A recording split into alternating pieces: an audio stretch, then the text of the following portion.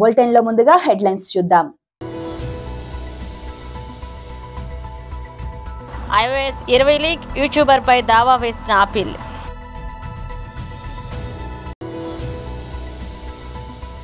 రెండు రోజుల్లో Amaravati green hydrogen declaration, CM Chandrababu ప్రకటన.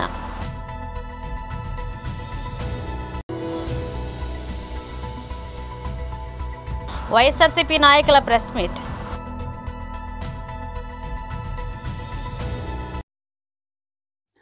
ప్రముఖ టెక్ దిగ్గజం Apple company YouTuber John professor Michael రామాచియేటిపై iOS 26 ఆపరేటింగ్ సిస్టమ్కు సంబంధించిన రహస్య సమాచారాన్ని దొంగిలించారని ఆరోపిస్తూ దావా వేసింది. ఈ వివాదం టెక్ పరిశ్రమలో సంచలనం సృష్టించింది. ఆపిల్ కథనం ప్రకారం రామాచియేటి ఆపిల్ ఉద్యోగి ఇథన్ లిప్నిక్ ఇంట్లో ఉండగా అతని డెవలప్మెంట్ ఐఫోన్లోని iOS 26 సాఫ్ట్వేర్ సిస్టమ్ ద్వారా యూట్యూబర్ జాన్ ప్రొఫెసర్కు చూపించాడు. ఈ ఫుటేజ్ను ఉపయోగించి ప్రొఫెసర్ తన యూట్యూబ్ ఛానల్లో వీడియోలు తయారు చేసి యాపిల్ రహస్య సమాచారాన్ని బహిర్గతం చేశాడు. ఈ లీక్ల ద్వారా అతను ఆర్థిక లాభం పొందినట్లుగా యాపిల్ ఆరోపిస్తుంది. ప్రొఫెసర్ తన వీడియోలలో iOS 26 యొక్క కొత్త ఫీచర్ను, camera, app redesign, messages, app updates మరియు లిక్విడ్ గ్లాస్ ఇంటర్ఫేస్ వంటి వివరాలను వెల్లడించారు. ఈ సమాచారం యాపిల్ రహస్య విడుదల ప్రణాళికలను బయటపెట్టడమే కాకుండా పోటీదారులకు ముందస్తు సమాచారం అందించి కంపెనీకి నష్టం కలిగించిందని యాపిల్ వాదిస్తుంది. ఈ లీక్లు యాపిల్ మార్కెట్ వ్యూహాన్ని బలపరిచాయని, దాంతో తమ ఉత్పత్తులపై ఆసక్తి తగ్గిందని కంపెనీ ఆరోపిస్తుంది. ఈ ఘటనపై యాపిల్ ఫెడరల్ కోర్టులో దావా వేసింది. హైడ్రోజన్ వ్యాలీగా ఆంధ్రప్రదేశ్ను తయారు చేస్తామని ముఖ్యమంత్రి చంద్రబాబు ప్రకటించారు. గ్రీన్ హైడ్రోజన్పై పరిశోధనలు చేయాలని, ఆ రంగంలో పెట్టుబడులు పెట్టాలని ముఖ్యమంత్రి పిలుపునిచ్చారు. అందుకు తగిన మౌలిక సదుపాయాలను కల్పిస్తామని సీఎం స్పష్టం చేశారు. శుక్రవారం నాడు అమరావతిలోని SRM యూనివర్సిటీలో నిర్వహించిన గ్రీన్ హైడ్రోజన్ సమ్మిట్లో ముఖ్య అతిథిగా హాజరయ్యారు సీఎం చంద్రబాబు. రాష్ట్రాన్ని గ్రీన్ హైడ్రోజన్ వ్యాలీగా తీర్చిదిద్దుతామని ముఖ్యమంత్రి తెలియజేశారు. Pro chancellor SRM university Shri P Satyanarayana garu, chief secretary government of Andhra Pradesh Shri Vijayanand garu, pro vice chancellor SRM university professor Satish Kumar, director CSIR NCL Pune Ashish Lele గారు,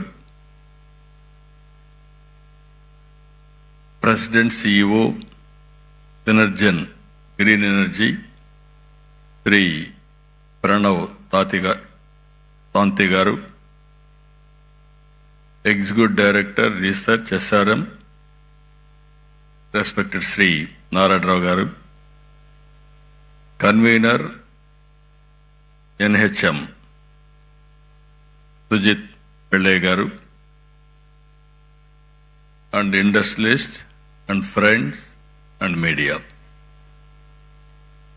I am very happy to be here second time after I assumed charge. Today, one of the most important subjects SRM is conducting, really I appreciate them. This is Green Hydrogen Summit 2025.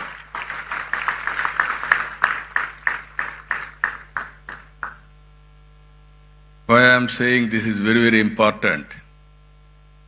I have seen transformation in energy sector and also fuel sector. If you can go back 40-50 years back, at that time, no energy. India, when I born, elementary school, when I used to go to school, we used to use only lanterns.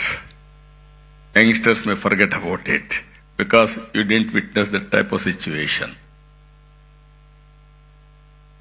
After that, power has come, electricity has come to villages. That is a big news and also very, very surprise. Then if you see after some time when I became MLA, there was a big problem of energy. Low voltage, all pump sets will be totally spoiled. Even sometimes all crops will be withered away. YSRCP నాయకుల press meet. భగవంతుడు ఎక్కువ కాలం ఉమ్మడి రాష్ట్రానికి కానీ విడిపోయిన రాష్ట్రానికి కానీ ఎక్కువ సమయం ముఖ్యమంత్రిగా ఉండే అవకాశాన్ని గౌరవ చంద్రబాబు నాయుడు గారికి ఇచ్చారు ప్రజలు కానీ భగవంతుడు కానీ. దాన్ని ఏమాత్రం సద్వినియోగం చేసుకోవాలి అన్నటువంటి తలంపు లేకుండా కేవలం మభ్యపెట్టేటువంటి మాటలు మాట్లాడుతూ తిరిగి అదే పందాన్ని అనుసరించి లబ్ధి పొందాలా అన్నటువంటి ప్రయత్నం తను చేస్తున్నట్టుగా స్పష్టంగా నిన్న పర్యటనలో తన మాటల్లో భాగంగా అర్థమైంది. 16 సంవత్సరాలు పైగా ఉమ్మడి రాష్ట్రానికి కానీ విడిపోయిన ప్రాంతానికి ముఖ్యమంత్రిగా ఉన్నటువంటి వ్యక్తి తన పేరుతో ఒక్క ప్రాజెక్టు కూడా కనీసం నామకరణ చేసిన పరిస్థితి లేదు, స్టార్ట్ చేసిన పరిస్థితి లేదు. రాయలసీమను సస్యశ్యామలం చేసేస్తాను, రాయలసీమను రతనాలసీమ చేస్తానని మాటలు మాట్లాడాడు. నిజంగా ఆశ్చర్యం వేస్తుంది. తన యొక్క ధైర్యాన్ని కానీ తను మాట్లాడే విధానాన్ని కానీ చూస్తే ఆశ్చర్యం వేస్తుంది. సుదీర్ఘ అనుభవం ఉన్నటువంటి రాజకీయ నాయకుడిగా పేరు చెప్పుకుంటాడు, కానీ చిత్తశుద్ధి తనకి ఏమాత్రము లేదు అని అనేక సార్లు నిరూపణ అయింది. గతంలో ఉమ్మడి రాష్ట్రంలో కాంగ్రెస్ హయాంలో శ్రీశైలం ప్రాజెక్టు కానీ నాగార్జున సాగర్ ప్రాజెక్టులు కానీ అనేకమైనటువంటి రూపకల్పన చేసి కంప్లీట్ చేసి ఈ రాష్ట్రాన్ని అన్నపూర్ణ రాష్ట్రంగా తీర్చిదిద్దారు. తర్వాత గౌరవ ఎన్టీ రామారావు గారు వచ్చిన తర్వాత తెలుగంగ ప్రాజెక్ట్ టేకప్ చేయడమే కాకుండా హంద్రీనివా జిఎన్ఎస్ఎస్ పేరు నామకరణం చేశారు, శంకుస్థాపన చేశాడు. దాన్ని ముందుకు తీసుకెళ్లే ప్రయత్నంలో భాగంగా ఆయన కూడా ముందుకు తీసుకెళ్ళలేకపోయారు. తర్వాత ఎన్టీ రామారావు గారిని వెన్నుపోటు పొడిచి దించిన తర్వాత ఉమ్మడి రాష్ట్రంలో 10 సంవత్సరాలు సుదీర్ఘంగా ముఖ్యమంత్రిగా పనిచేసినటువంటి చంద్రబాబు నాయుడు గారు కనీసం ఇరిగేషన్ మాట ఎత్తకుండా తన ఆత్మకథలు రాసుకుంటూ వ్యవసాయం దండగా, ఉద్యోగాలు ఇవ్వడం దండగా అని మాట్లాడినటువంటి వ్యక్తి ఈరోజు చిలక పలుకులు పలుకుతున్నాడు. నేనే కంప్లీట్ చేస్తున్నాను, నేనే మొదలుపెట్టాను అన్నట్టుగా. ఆ 10 సంవత్సరాలు ఒక్క ప్రాజెక్ట్ టేకప్ చేయకపోవటం వలన తెలుగంగానే అట్టే వదిలేశాడు. గాలేరు నగిరి హంద్రీనివాను కనీసం వద్దు అని మాట్లాడాడు. అప్పుడు కనీసం తను ప్రాజెక్ట్ని ఒక 5% చేసింటే కూడా ఈరోజు మిగులు జలాలు కాదు, అష్యూర్డ్ నికర జలాలు ఆ ప్రాజెక్టులకు కేటాయించబడేటివి. పూర్తి ద్రోహం చేసి మోసం చేశాడు. అటువంటి పరిస్థితులలో రాష్ట్రం ఉన్నింది. మోసం చేయడమే కాకుండా ఎన్టీ రామారావు గారు 40 టీఎంసీలతో హెచ్ఎన్ఎస్ఎస్ చేయాలి అనేటువంటి సంకల్పంతో ఆయన జీవో ఇస్తే వెన్నపోటు పొడిచి ఈయన ముఖ్యమంత్రి అయిన తర్వాత గౌరవ చంద్రబాబు నాయుడు గారు దీనికి గౌరవ చంద్రబాబు గారు సమాధానం ఇవ్వాలి. వాళ్ళ పార్టీ వాళ్ళు సమాధానం ఇచ్చినా, వాళ్ళ పార్టీ వాళ్ళు దీనిపైన మాట్లాడాలన్నా ఏ వేదిక పైన మేము సిద్ధంగా ఉంటాం.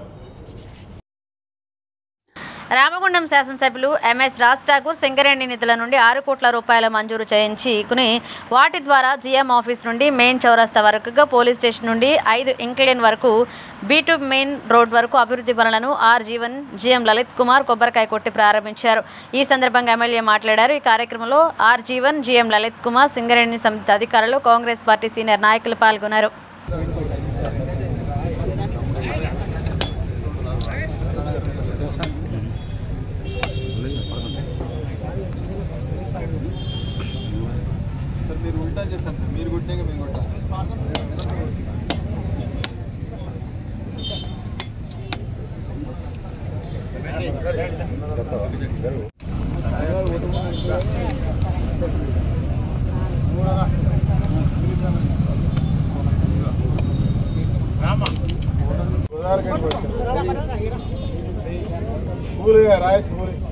రామగుండం నగర అభివృద్ధిలో భాగంగా ఈరోజు జిఎం కాలనీ నుంచి ఫైన్ లేన్ వరకు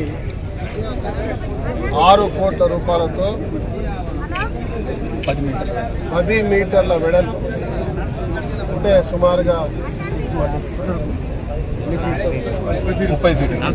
30 ఫీట్లు అద్భుతమైన రోడ్లు, ఫస్ట్ ఫేజ్లో లైటింగ్ ఏర్పాట్లు, రోడ్డు పక్కకున్న పోల్స్ తీసేసి కొత్త పోల్స్ పెడుతూ సింగరేణి నిధుల ద్వారా ఈరోజు ప్రారంభం చేస్తూ ఉన్నాం.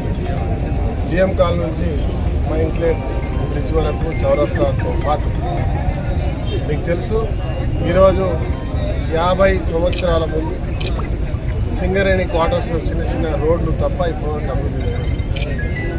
ఈరోజు సుమారుగా 5-6 కోట్లతో 5 కోట్లతో సింగరేణి క్వార్టర్స్ ఉన్న రోడ్లు మరి ఈరోజు ఈ 6 కోట్లతో ప్రధానమైనటువంటి రోడ్లు ఇంకో 3-4 కోట్లతో కొన్ని Ramesh Nagar to post office line వరకు చేసేటువంటి రోడ్డు, దాంతోపాటు అనేక సుందరీకరణలో భాగంగా సుమారుగా 1 కోటి రూపాయలతో మొక్కలు నాటడం, దాంతోపాటు ఇప్పటి వరకు సుమారుగా 100 కోట్ల పైన అభివృద్ధి సింగరేణి నిధులే చేశాం. ఇంకా మొన్న రాష్ట్ర ముఖ్యమంత్రి గారితో మాట్లాడి సింగరేణి అధికారులతో మాట్లాడి ఈ సింగరేణి నగరాన్ని పూర్తిగా దత్తత తీసుకోవాలి. గత 70 సంవత్సరాలుగా ఇక్కడున్న కార్మిక కుటుంబాలు కార్మికులు ప్రాణ త్యాగాలు చేసి దేశానికి వెలుగునిస్తూ ఉన్నారు. అన్ని ప్రాంతాల్లో వెల్ఫేర్, స్పోర్ట్స్, ఇండ్లు, అన్ని రకాల స్కూల్స్, ఎడ్యుకేషన్ సెంటర్స్, నగరానికి కావాల్సిన అన్ని వసతులు ఏర్పాటు చేయాలో భాగస్వామి కావాలని చెప్పి వారితో చెప్పడం జరిగింది. వారితో పాటు డిప్యూటీ చీఫ్ మినిస్టర్ బట్టి విక్రమార్క గారు, మా నాయకులు శ్రీధర్ బాబు గారు, మేము ముఖ్యమంత్రి గారితో ఇప్పించడం జరిగింది. త్వరలో అన్ని ప్రాంతాల్లో కనీవిని ఎరగని రీతిలో అద్భుతంగా ఈ నగరాన్ని పూర్వ వైభవంతో పాటు అద్భుతమైన నగరంగా తీసే దిశగా ముందుకు పోతా ఉన్నాం. ఈ ప్రాంత ప్రజలందరినీ కూడా కోరుతా ఉన్నాం. కనీవిని ఎరగని రీతిలో అభివృద్ధి చేస్తున్న ఈ తరుణంలో మీ అందరి అభిమానం, ఆదరణతో పాటు మీరందరూ భాగస్వాములు కావాలని మీకు అందరికీ పిలుపునిస్తూ మీడియా మిత్రులకి, ముఖ్యంగా సింగరేణి అధికారులకి, అదే మాదిరిగా మున్సిపల్ అధికారులకి, అదే మాదిరిగా ఎన్టీపీసీ ఆర్ఎఫ్సీని కూడా భాగస్వాములు చేస్తా ఉన్నాం. వారందరినీ కూడా మాతో కలిసి వస్తున్న వారందరికీ. సంగారెడ్డి జిల్లా సదాశివపేట మండలం సూరారం గ్రామంలో ఆషాఢ మాస సందర్భంగా బోనాల ఊరేగింపును డప్పు చప్పులతో చిందులు వేస్తూ అమ్మవారి పాటలకు డాన్సులు చేస్తూ అంగరంగ వైభవంగా బోనాలు అమ్మవారి గుడి వద్దకు జాతరను చేయడం జరిగింది. తర్వాత అమ్మవారికి బోనాలను నైవేద్యాలను సమర్పించి మొక్కులు తీర్చుకోవడం జరిగింది.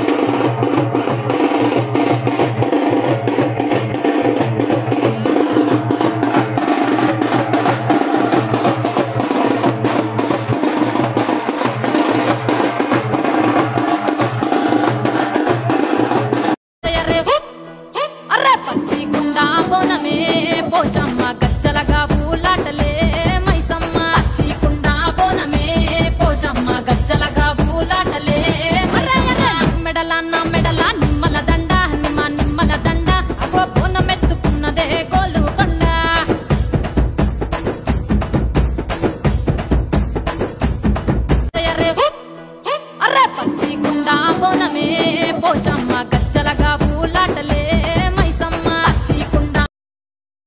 మా పెండింగ్ బిల్లులు వెంటనే చెల్లించి మా ప్రాణాలను కాపాడండి అని తెలంగాణ రాష్ట్ర సర్పంచ్ల సంఘం జేఏసీ నాయకులు రాష్ట్ర ప్రభుత్వాన్ని డిమాండ్ చేశారు. శుక్రవారం ఇందిరా పార్క్ ధర్నా చౌక్ వద్ద తెలంగాణ రాష్ట్ర సర్పంచ్ ఎలక్షన్స్ కమిటీ ఆధ్వర్యంలో సర్పంచ్లు మహాధర్నా చేపట్టారు. ఈ ధర్నాకు మాజీ మంత్రి శ్రీనివాస్ గౌడ్, ఆర్ కృష్ణయ్య, క్రాంతి పార్టీ అధ్యక్షుడు పృథ్వీరాజ్ హాజరై సంఘీభావం తెలిపారు. ఈ సందర్భంగా వక్తలు మాట్లాడుతూ సర్పంచ్లు గ్రామాల అభివృద్ధికి వడ్డీకి డబ్బులు తెచ్చి గ్రామాల అభివృద్ధి చేస్తున్నారని తెలిపారు. గత 2 సంవత్సరాలుగా వడ్డీ పెరిగిపోతూ చెల్లించక వేధింపులకు గురై ఆత్మహత్య చేసుకుంటున్నారన్నారు.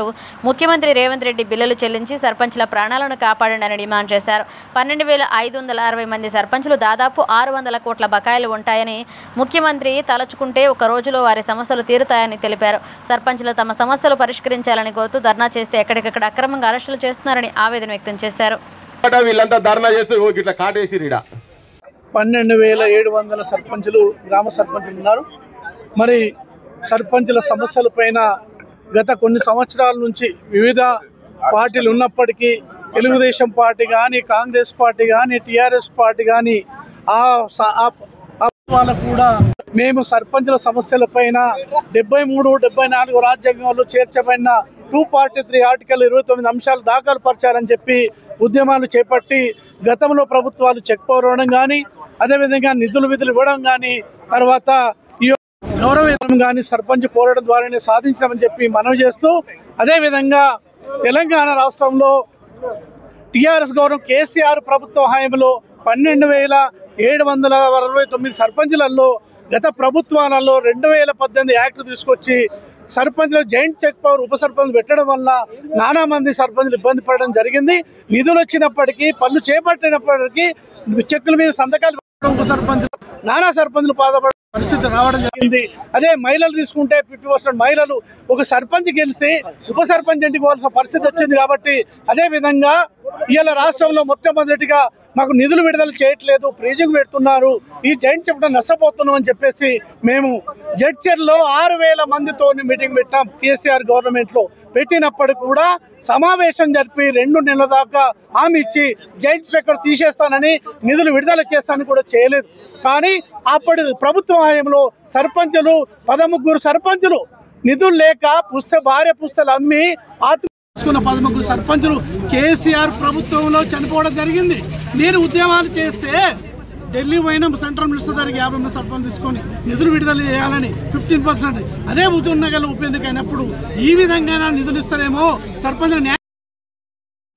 మహిళలు వ్యాపారంలోనూ రాణించాలని కలెక్టర్ సందీప్ కుమార్ ఝా ఆకాంక్షించారు. ఇందిరా మహిళా సంబరాల్లో భాగంగా రాష్ట్ర ప్రభుత్వం ఆదేశాల మేరకు కలెక్టర్ సందీప్ కుమార్ ఝా జిల్లాలోని ముస్తాబాద్ మండలం అవునూరు గాయత్రి గ్రామైక్య సంఘం, ఎల్లారెడ్డిపేటలో చైతన్య గ్రామైక్య సంఘం, కొరుట్లపేటలో భాగ్య శ్రీ గ్రామైక్య సంఘం ఆధ్వర్యంలో ఎరువులు, పురుగు మందుల దుకాణాలను ఏర్పాటు చేసి శుక్రవారం వాటిని ప్రారంభించారు.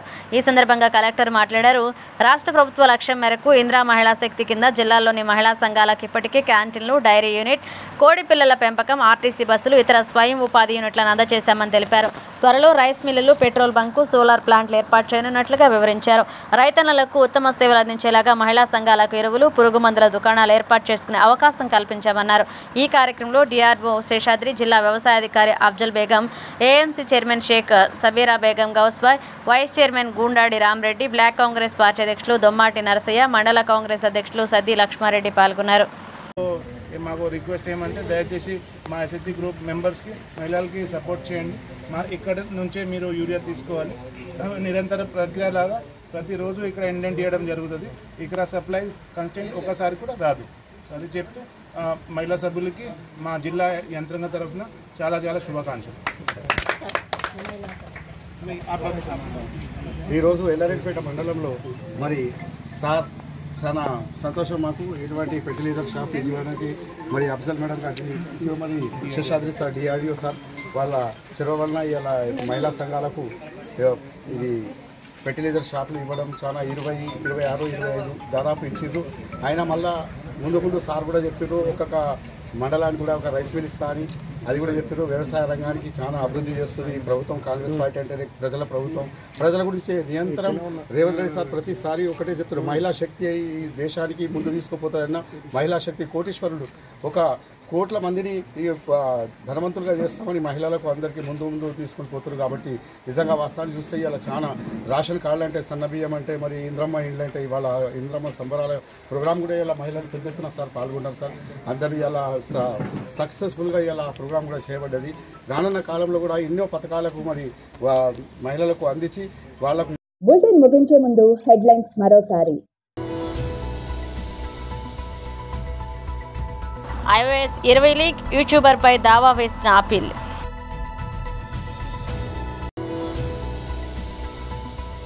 రెండు రోజుల్లో Amaravati green hydrogen declaration, CM Chandrababu ప్రకటన.